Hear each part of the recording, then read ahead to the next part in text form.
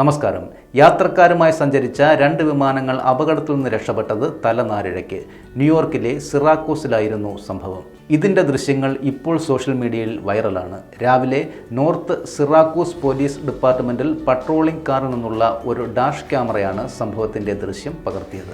സിറാക്കോസ് Hancock international എയർപോർട്ടിൽ നിന്ന് പുറപ്പെട്ട ഒരു വിമാനം എയർ ട്രാഫിക് കൺട്രോൾ നഷ്ടപ്പെട്ടതിനെ തുടർന്ന് അടിയന്തര ലാൻഡിംഗ് നടത്താൻ ശ്രമിക്കുന്നതിനിടെയാണ് ഹാൻകോക്ക് ഇൻ്റർനാഷണൽ എയർപോർട്ടിൽ നിന്ന് പുറപ്പെട്ട വിമാനം ഈ ഭാഗത്തേക്ക് വന്നത്. ഒരേ സമയം വന്ന 2 വിമാനങ്ങളും സെക്കൻഡുകൾ വ്യത്യാസത്തിൽ മാറിപ്പോവുകയായിരുന്നു എന്നാണ് CBS ന്യൂസ് റിപ്പോർട്ട് ചെയ്തത്.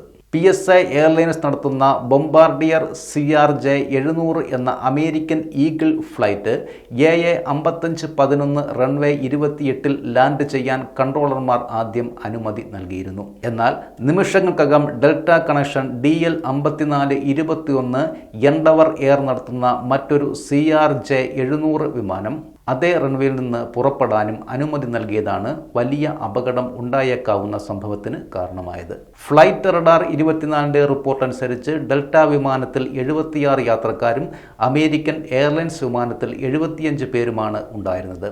2 വിമാനങ്ങളിലെയും യാത്രക്കാർ സുരക്ഷിതരാണ്.